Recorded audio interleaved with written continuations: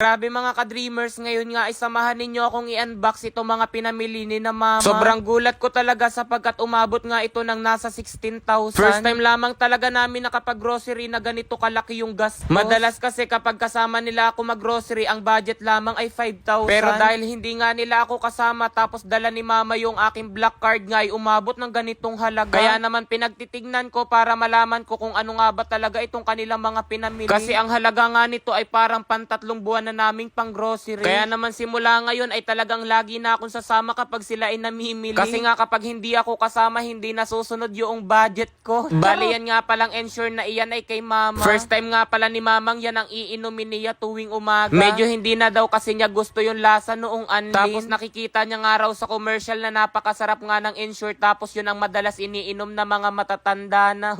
Bata pa si mama. Sabi nga ni na bunso at ate habang daw sila ay nasa counter, dalawa lamang daw ang kanilang naiisip. Iyon daw ay magalit ako or magkulang daw yung pera na naroon sa card. Kasi nga mga ka-dreamers, first time lamang nilang nahawakan yung aking black card tapos hindi nila alam kung magkano ba ang laman noon. Kaya naman noon daw umabot na ng nasa 8,000 yung kanilang mga pinamili ay ipinacheck muna sa counter kung magkano ang laman. Kasi baka raw mamaya ay maparami yung kanilang mga pinili tapos kulang naman ang pambayad. Dahil nalaman na nga nila mga ka-dreamers ang laman kaya naman umabot sa ganitong halaga ang kanilang mga pinamili. Pero sa totoo lamang sobrang nagulat talaga ako kasi umabot nga ng ganito. Kasi feel ko nga ay parang hindi tama. Habang inilalabas ko kasi ito, may nakikita ako na mga wala naman sa lista ni mama pero narito ngayon. Nakasanayan na kasi namin mga ka-dreamers na kapag nga nag-grocery ay dapat may listang dala. Kasi iyon nga yung aking ginagawa lalo na noong may tindahan pa kami. At para mas maging maayos sa budget. Napasabi na nga lamang ako sa kanila na para ba kami magbubukas muli ng sari-sari store. Mas malaki pa nga ito mga ka-dreamers kumpara doon sa kapital namin noong nagbukas kami ng sari-sari store. Kasi ang unang ipinamili ko noon nung magbubukas kami ay nasa 12,000 lamang. Tapos itong kay na mamang pinamili para sa aming pang-araw-araw na gamit ay umabot ng 16,000. Sabi ko nga kay na mama ay dinaig pa natin yung mga mas malalaki pang content creator sa akin kung mamili. Ang nangyari tuloy para kaming mayaman kahit hindi naman. Mahirap kasi mga ka-dreamers yung ubos-ubos biyaya. Yung tipong kung gumastos ay hindi iniisip ang bukas at susunod pa na mga araw. Pero syempre dahil first time nga ito ni na mama kaya naman natutuwa rin naman ako at the same time. Sabi nga ni Bunso, first time lamang daw niya pumasok sa Pure Gold tapos namimili ng hindi iniisip yung presyo. At higit sa lahat, first time lamang nilang namili na ganito ang halaga. Sa kabila man ng ganitong malaking gastos nila ay nakatutuwa pa rin talaga. Kasi nagkakaroon ako ng realization na talagang malayo na talaga ako kumpara sa dati. Sapagkat nitong nakalipas naman na mga taon talagang hindi ko ito nagagawa na i-treat sila ng ganito. Dahil first time ko ngang ipinagkatiwala ang black card ko ay tingnan nyo naman ang resibo. Bigla ko na lamang din talaga mga ka-dreamers na isip na yung 16,000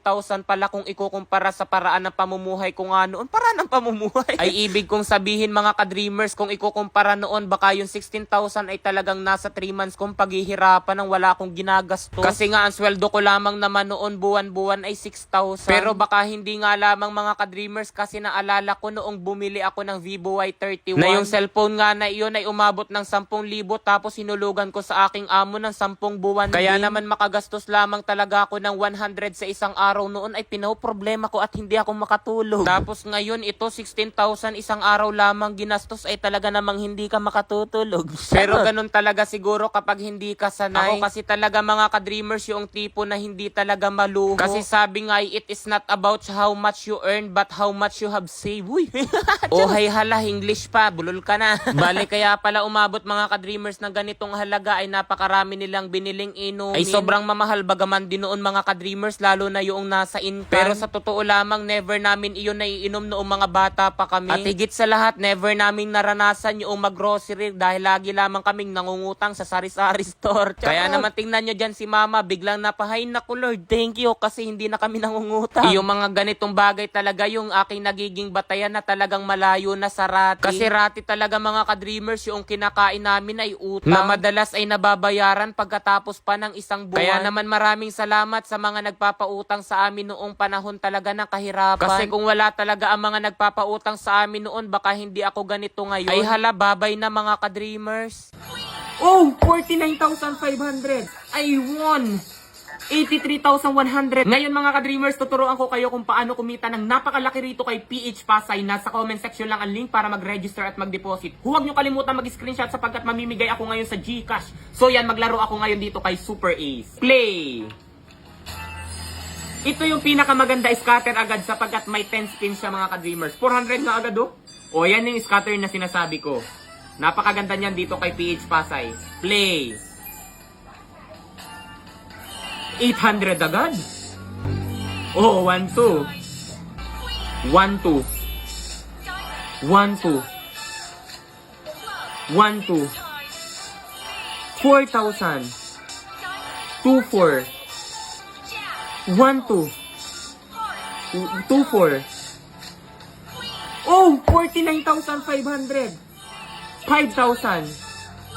10,000. 1,000. Grabe! Tingnan niyo mga ka-dreamers. Look at this. I won. 83,100 ang akin lang tinaya, 200 pesos. Oh, di ba napakadali lamang talaga kumita rito kay PH Pasay. Kaya kung nais nyo rin kumita mga ka-dreamers, nasa comment section lang ang link para mag-register at mag-deposit. Huwag kalimutan mag-screenshot at ilagay sa comment section sapagkat mamimigay ako sapagkat nanalo nga ako. Ang daming sapagkat pero dahil ako'y tuwang-tuwa, mag-register at mag-deposit na kayo. Yun lang.